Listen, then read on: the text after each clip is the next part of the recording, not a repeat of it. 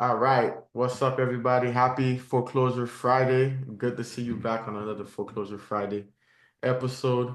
It's always a blessing to be here with you guys, learning, growing, sharing knowledge, and that's how we grow together. And in tough times, when people come together, things still happen. So it's all about having that mindset, I like to say. So guys, if you're not part of the school group, make sure you join the school group because on the school group, that's where I'm going to be posting this recording. That's where you guys can chat, make sure you catch up on what's happening. There's a lot of videos that I have as well on the school group for you, so you can get better at this, make more money, and hit the goals that you want to go ahead and hit. With that being said, shout out to WorkTC.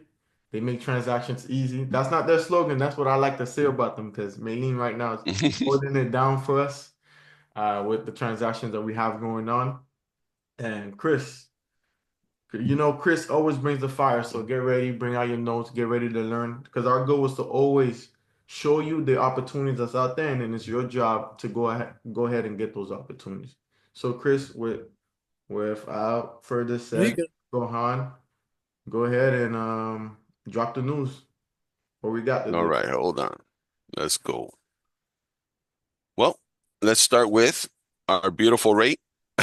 Uh, just to let you guys know, at the end of the day, the mortgage rates are always going to fluctuate between the 6 and 7 so far since the election. Like we spoke the last time, we don't know what the Fed is going to do. It looks like they might hold. As you could tell, things are shifting for some people in a positive way, some people in a negative way, but I see a little bit more positive. Uh, as you just notice, the stock market's going up. People are starting to get in line. People feel more, there's more optimism. Um, so the rate, yeah, I mean, at 6.84, you'll see it fluctuate between 6 and 7. I mean, which is not bad as long as the housing prices start to adjust so people could buy houses. I mean, in this market specifically, we have a big issue with that, but I'll get a little bit further on in the video with that. So, as you could tell, Housing Wire came out with their article and it says mortgage delinquencies are on the rise. FHA borrowers are feeling the impact. Now, this is going back to the same issue that we had before where we're talking about the FHA and all the forbearances and all that stuff. So after hitting a historic low point in 2023, mortgage delinquency rates have been climbing rapidly in the recent quarters, particularly within the FHA portfolio. Okay, certain borrowers groups, especially vulnerable, including the ones with the lower credit scores, higher debt to income ratios, who have opted for a more affordable loan products. So what's that saying is people that were that are getting like arms, they're getting like 6-to-1 arms, 5-to-1 arms, which or interest only loans. They're trying to, they were trying to get those deals going because it's a lot cheaper for them at the end of the day. So some borrowers who transition from the COVID forbearance plans, okay, so people that were in the forbearance plans in COVID, they transition into a workout option, which again, the workout option was the partial claims, those mortgages that I spoke about many times that when they're in foreclosure, they put 20 grand, 30 grand in the back of the note to continue their life. Well, it turns out that those people are having now problems. They're experiencing renewed financial strains as they renegotiate the terms with their servicers. This is where we've always said, you could kick the can down the road, but how far can you kick that can before, you have no more road? Right, right. So pretty much that's what's going on here. Um, so the housing market faces greater risk of decline concentrated in California, New Jersey, Illinois, and Florida. Okay. This is their market report. So I'm going to just jump into the most important parts for me. 6% of residential mortgages were underwater in the third quarter of 2024, 23 out of the 50 most at-risk counties. In Florida, is only one county, okay, and this is right outside Gainesville. They're at 11%. When they're saying underwater, that means that the property is not worth the value that they purchased it at. So these are short sale opportunities. Yep. Okay. That's what that means. Okay. More than 1,000 residential properties face foreclosure auctions in the third quarter of 2024. 35 of the 50 most notable. Okay. We have two. Okay. In Florida, we have Charlotte County. Okay. Which is the Punta Gorda area. All right. And also we have Osceola County. Okay, so everybody that's in Osceola, that means Kissimmee, that area, St. Cloud. If you notice, people bought high, and sooner or later, those appraised values are not going to be very, they're not going to be real. You're going to also have those foreclosures because they can't afford it. And they're noticing that people are starting to sell their homes, but they're not getting what they want to get for it. So as you can tell, this is going to be a new process where more foreclosures are going to happen in those markets. Okay. So anybody in the Osceola market, take a good look at that. That's very important. Okay. So now they just came out with the letter, my favorite, the mortgagee letter.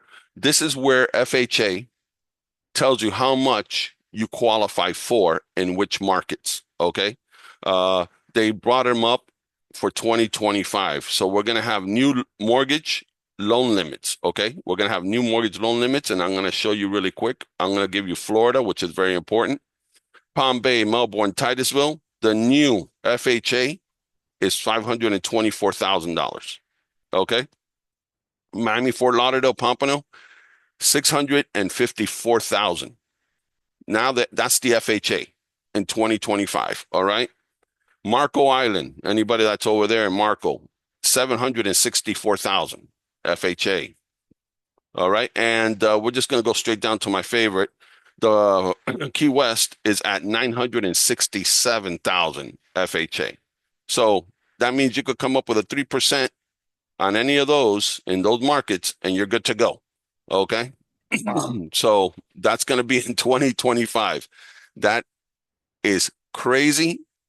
And the higher this number gets, Insane. properties they won't adjust. I'm going to be honest with you. I mean, government has a big issue here. People want low pricing for homes, but as long as government's involved in offering these crazy deals and then lifting up those rates, I mean, prices will never adjust because everybody would think they could get more and more and more value for their home. Uh, Sooner or later, this is going to end. I just don't know when. So this is a big thing for me. And I was speaking with Omi yesterday. There's these things called trigger leads, and the trigger leads are what the credit card companies, or actually, credit reporting agencies, my bad. Credit reporting agencies, what they do is they sell your leads. So you guys, when you have that you're trying to pre-qualify a buyer, okay, with a loan guy or a loan person, when you run their credit or the loan mortgager runs their credit, the credit card reporting agencies will automatically save that and repackage it and sell it to third parties saying, hey, this person uh, ran their credit. So, and then they repackage it and they sell it. But my problem was not that. The problem is that this bill or this part of the bill was in a place where most people don't ever see it. This is stripped out of the defense bill, which has nothing to do with credit.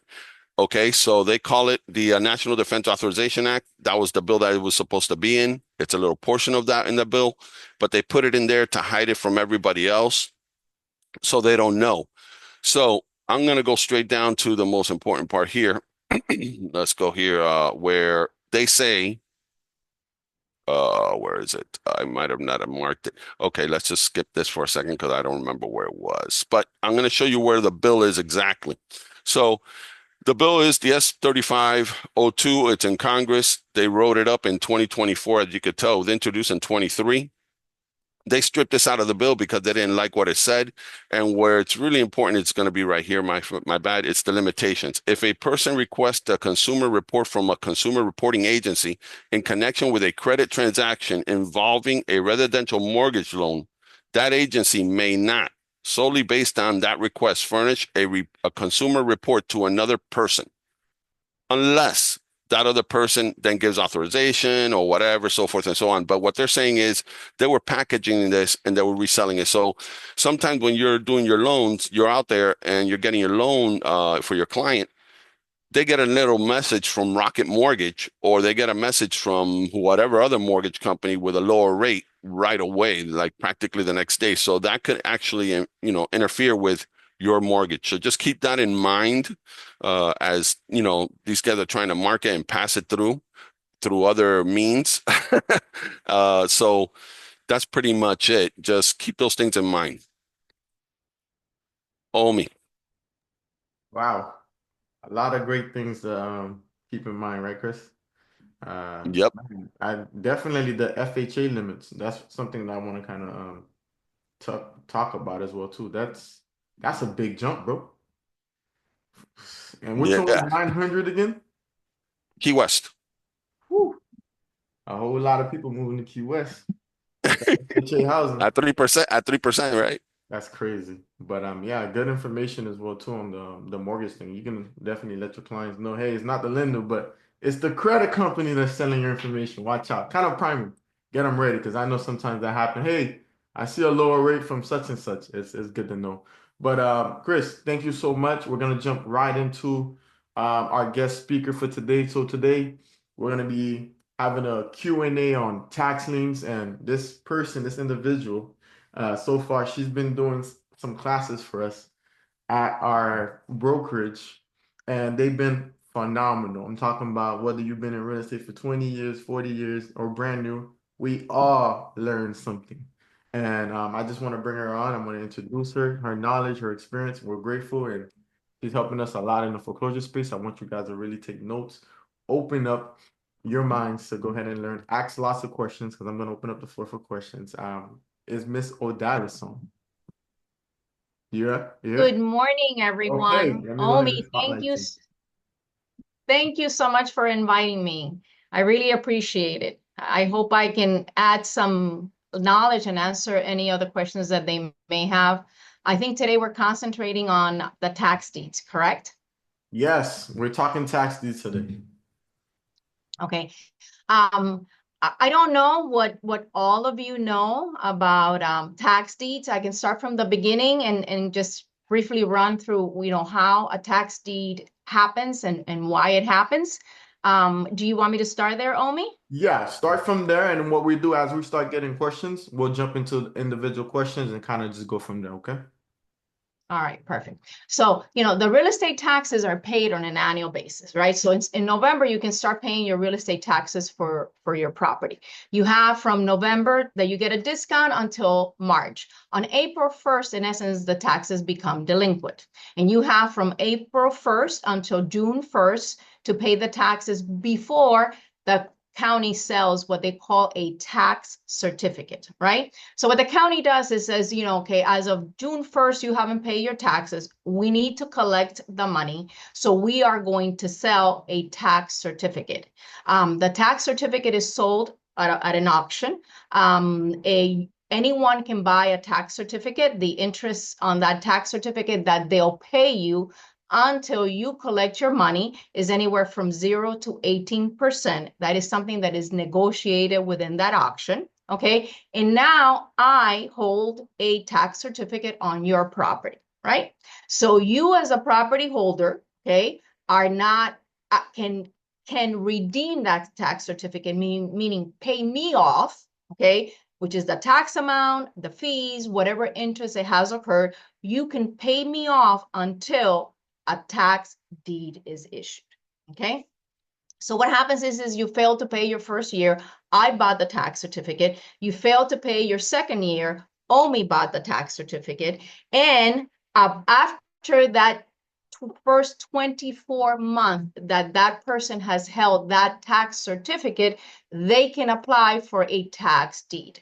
So if Omi bought a tax certificate for the second year, he has to hold on to that tax certificate for a minimum of 24 months for him to be able to apply for a tax certificate, okay?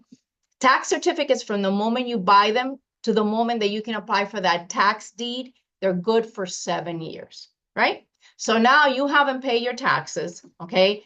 Omi, who bought it the second year, has waited 24 months to apply for the tax certificate, right? And then he sends a notice to the county that says, I want to apply for a tax certificate, right?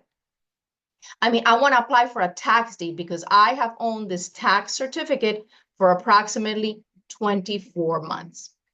So when they apply for a tax certificate, the county, okay, starts what they call the process of foreclosing on your property for your failure to pay the real estate taxes. The process to foreclose on your property for failure to pay taxes takes a long time because they send you notice and they send you notice again. And if you have a mortgage on the property, they have to send notice to that mortgage holder. And if you have, and they have to notify the IRS, they have to notify the city where the property is located. And it's a process of notice after notice after notice. Okay. After they've exhausted all the notices that they have to send pursuant to court order, okay, pursuant to Florida statute, okay, then they do an auction. And the auction is similar to what they do in a foreclosure, and it's on the same platform, okay? And that auction takes place, I think, 2 Thursdays out of the month, okay, is where that auction takes place. I think is the second and the last Thursday. You as the property owner have the right to redeem that tax certificate or those tax certificates until the day the property is sold at auction. Okay. After the property is sold at auction and I bought it or any one of you bought it, because the fact that you own the tax certificate does not give you title to the property. The tax certificate is only similar to a mortgage. You collect your interest, but in order to take title away from someone, you must purchase the property of what they call a judicial sale. Okay, a judicial sale is the same requirement as a foreclosure. So I buy the property at the judicial sale, just like if you would have purchased a property at a foreclosure. Now I hold title to the property. They'll give me a certificate of title, very similar to what you get at a judicial sale, and they give me a certificate of title, right? I am the holder of that certificate of title. I am the title holder. The owner may still live in the property, right? And they may still be in possession of that property, right? So if that is the case, then you have to go through the whole process, just like you would do if you have bought a property at a foreclosure sale. They have to go through that process to evict the person to be able to take possession over the property. So now I hold the certificate of title. I go through the foreclosure through the eviction process, okay? And I get a writ of possession. Person that owned the property is removed from the property. Now I am in possession of the property, right? I am in control and possession of the property. I want to sell that property, right? Because I bought a certificate of sale. I want to sell that property. Under Florida law, you can sell the property the minute you take title, right? And I can sell it to you if you're a cash buyer and you are not interested in getting title insurance. But if you are interested in buying the property, either cash or through a mortgage, and you intend to get title insurance, then we change from the statute that provides for tax deeds to the statute that provides for a marketable title, okay? And under that statute for marketable title, the title underwriters say, this is what you can do. You can wait 4 years, okay? You can wait 4 years to sell that property without having to do a quiet title action. However, if you choose to sell that property before the 4-year anniversary and your buyer wants title insurance or wants to ensure that no one has a claim on that property, then you must do what they call a quiet title action. And Florida Statute 195 provides that if you bought a tax deed, you are entitled to, in essence, quiet title, remove any liens that anyone may have from that property, okay?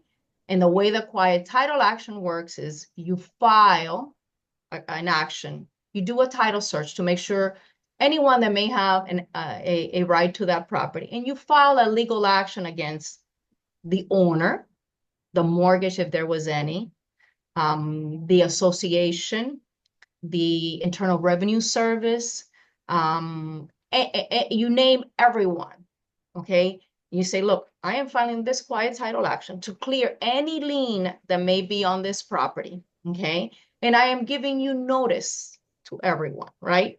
Because at the time that you bought that certificate of sale from the court, the interest of the property owner was removed, right? By law, that interest is removed. But property taxes take priority over mortgages, association, judgments of the Internal Revenue. They take priority. But in order for you to transfer insurable title, you have to get a court order removing any doubt that they may have. A quiet title action usually takes about 3 months. Once it's completed, the association may say, no, I'm owed money. And if the association is owed money and they respond to that quiet title action, you have to settle with them. Okay? The Internal Revenue Service says that, the person that owned that property owed me money, right? When the Internal Revenue Service is a lot easier, usually you don't have to pay anything because you are not the taxpayer. You're not the one that owed them money. The biggest issue is when there's liens from the city, for outstanding water, for any violations. The judge has to eliminate those liens, or you have to negotiate with them. The biggest problem mainly is the association, to tell you the truth, because they do come and they say, I haven't been paid for 2 years or 6 months or whatever it is. And that is the only debt that is more viable for them to be able I got to a collect, question on right? that. Question.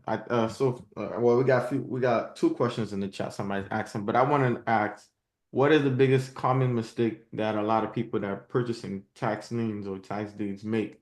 I know you told us a story. You mind sharing that story again about how the client purchased a piece of land without doing the research? Because I know a lot of people think it's easy. You just buy it and then you own it without doing the homework, and come to find out there are restrictions or whatnot. Can you share some stories? Sure. Yeah, I have a client that bought this piece of property in a tax as a tax deed. Okay.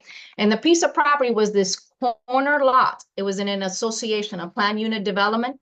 And it was this little corner lot, okay, that he bought at a tax deed to be able to build a property, a home.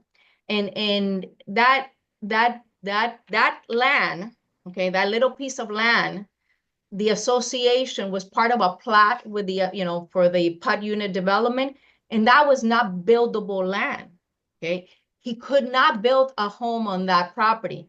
And there were other people that have bought that piece of land. That's why they let the taxes go, because they knew that they couldn't have bought it. So my client purchased that tract of land. And when he went in to pull permits and asked for the association for permission to be able to build on that land, that was supposed to be just a piece of land like a squirrel, like, for people to, use for the association. So you have to do, even though you're buying a tax deed, especially when you're buying vacant land, you have to make sure that that property that you're buying is for the particular purpose of what you want to use it for. Because my client could not build on that property, even though he bought that tax deed. Because yes, he owns it and he can continue to own it and he can continue to pay the taxes, but he couldn't use it for his intended purpose.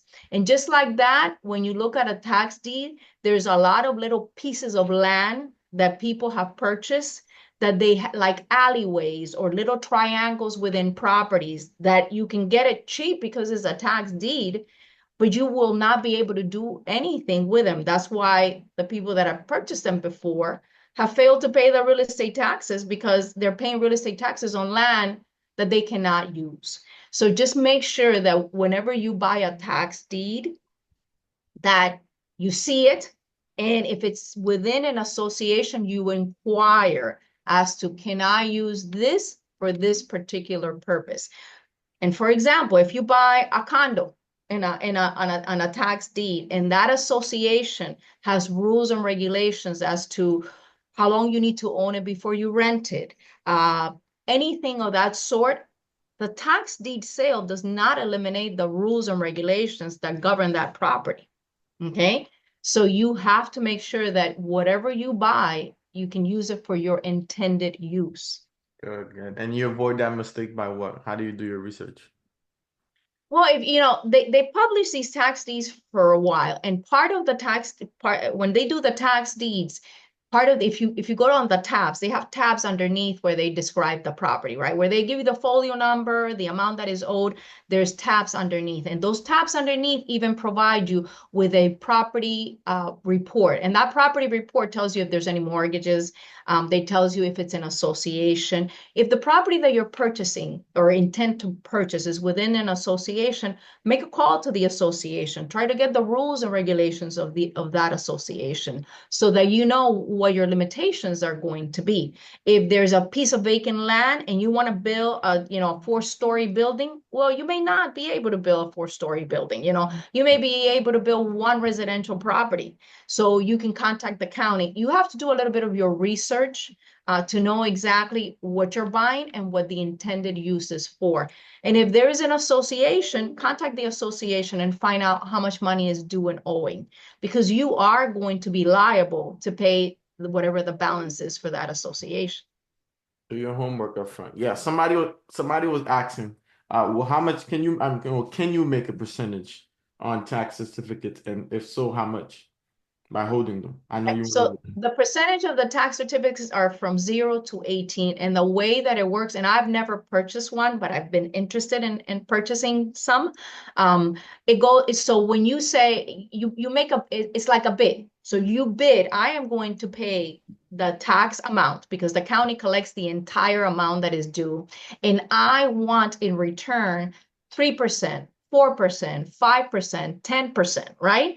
Depending on what kind of interest you want. And the county usually, it's like a bidding process, right? So you're bidding 5% and I may come in and I may bid 4.75 and Omi may come in and bid 4. So it's a bidding process and you see it online, the way it works. And they'll usually go with the person that will accept the least amount because, this is it's a consumer. So they don't want you to charge them 18%. There were times when people were paying, when the county was paying 7 and 8%, because people were not necessarily interested in buying tax certificates. But people know the values of the properties here are going to be maintained, and that, this is an evolving area where people sell properties, so they know they're going to collect their money. But it's not a set rate. Got it, got it, got it. Good stuff. Great information. So we have about 40 something people here, and I know some of these guys want to ask you some questions directly. Whoever has a question, we'll probably take like 4 or 5 of them, or four or 3 of them. Let's go. I seen somebody posting something, but the floor is open if you want to ask a question now. Oh, Dallas is she's a genius, by the way. She eats, breathes, sleeps the stuff. So I've anybody been doing it for a lot. I've been doing it for a lot of years. And you can share my email with them and my office information. And I'm great with emails because I work at all hours of the night. So if you guys have a question, if you have a concern and you send me an email, usually within the day, I can provide a response and give you some idea on how to resolve that issue. Chris, anything I from have you? a Oh, there you go, somebody. oh Go ahead. Go sorry. ahead. Go ahead. I have a question. When it comes to the tax deed, you buy the tax deed. What's the process of trying to redeem the house? So like it takes 2 years. How does that work? Well, as the property owner, okay, you can redeem, mean pay the amount of the tax plus whatever interest and costs have incurred until the clerk issues that certificate of title to the buyer. the buyer of your property. So as a property owner, okay, if you owe 2 years, 3 years, which is usually the max, after 3 years, the tax certificate holders do push to get the certificate of sale. You as a property owner can pay it off. It's like anything. You can pay off a mortgage that you haven't paid until the court sells the certificate of title to the new buyer. It's the same process for tax deeds. You have the right to redeem until the certificate of title is issued. Was that your question? Yes, and then what if the owner doesn't do that? The person who has If the owner of the property doesn't do that, then that property is sold at the courthouse steps, or what they call a judicial sale, and I may be the buyer of that property. So once I buy it and I pay off the county, the owner of the property can no longer redeem that certificate. But where I think you can all benefit from tax deeds is you can go on to the site, where they do the actual sale, the actual foreclosure of the tax deed sale. And you can look, 30 or 45 days ahead to see what properties are listed on there for sale, right? So now you know that this person is we're in December, right? January 20th, okay? This person they're going to move to foreclose on his property or to sell his property at a judicial sale. Well, you can contact that person. You can knock on their door. You can put a notice on their door and say, look, I know you're going to lose your property because your taxes are due and you haven't paid them. Is there anything that I can do to assist you? We can put the property for sale. We can try to get, a short sale done if you have a mortgage on the property. Usually properties that have mortgages on them, part of the mortgage is the lender has the right to pay the real estate taxes, even if they don't escrow for them, because they have an obligation to preserve the collateral, right?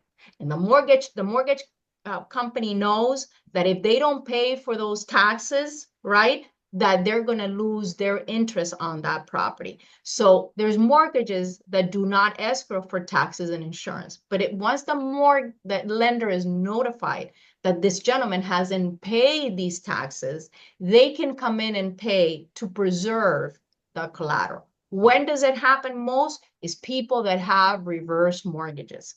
There's a lot of people that have reverse mortgages that the reverse mortgage gives them the money under the reverse mortgage, but the holder of the title has the obligation to pay insurance and to pay real estate taxes. In some of these cases, these people are older, they're older people, they're on a fixed income, taxes have gone up tremendously, they can't afford to pay them, and they just leave them, right? And once that happens, the lender for the reverse mortgage will step in and pay those taxes and add it to the debt that would be owed under the reverse mortgage, or they can even foreclose on the reverse mortgage. So you see a lot of that when you're dealing with reverse mortgages. There's lenders, like I had a property in Orlando that it was Banco Popular out of Puerto Rico, and they have no idea how the taxes work here.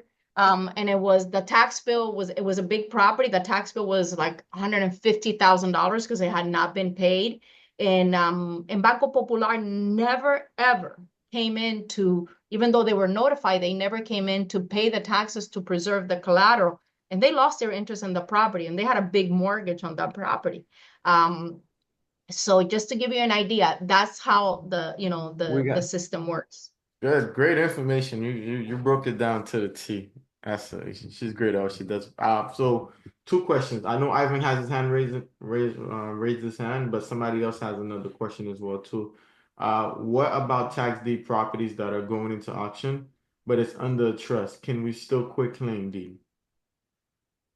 The properties that are all right. So what you're telling me is that you look for the property's in the name of the trust, right?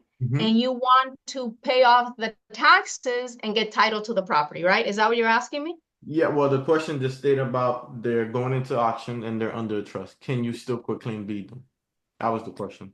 I don't know. Yeah, if it doesn't matter what the title is, right? It doesn't matter what the title, who holds title. You can still foreclose, the county will still foreclose on the tax deed. But an idea, just an idea out there. If a property is held in the name of the trust and you contact that trustee, the property owner, those beneficiaries, okay, and you want to work something out with them wherein the property remains in the name of the trust, you pay the taxes, trust can be modified by changing the name of the trustee and the beneficiaries can assign their interest to you.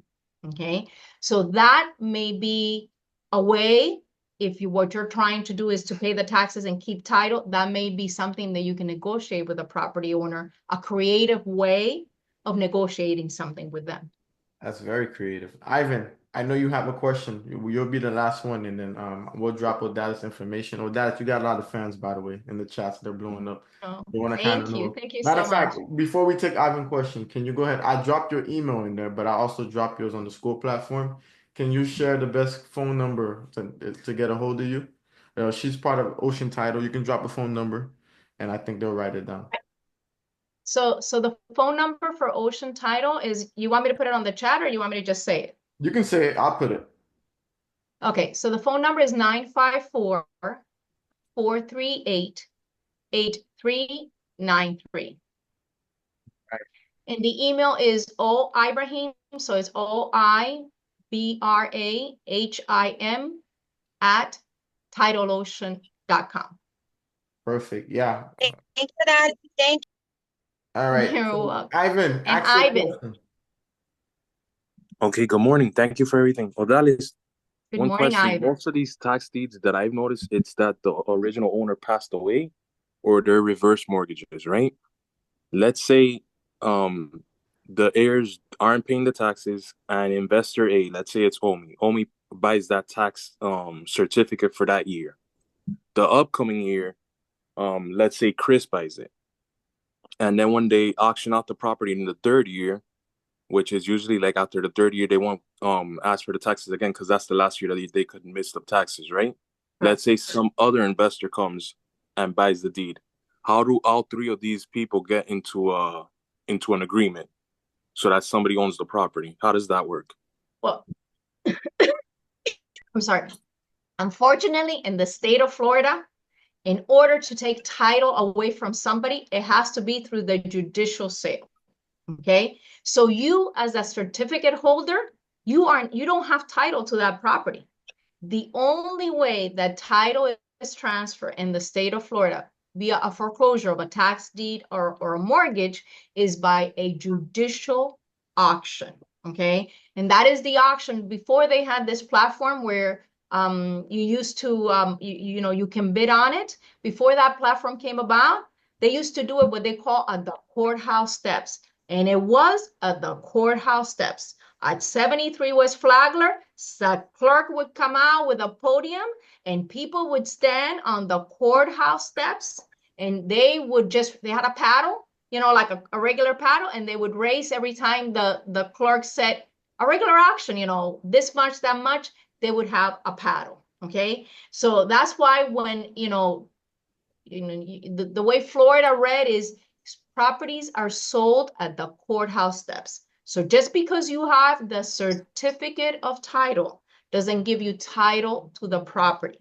Okay, you still have to go on a bidding war, okay, with whoever is there to bid for the property. So what happens is if you win the bid, you pay whatever the highest bid was, for the property, and then the county would issue you a check for your tax certificate.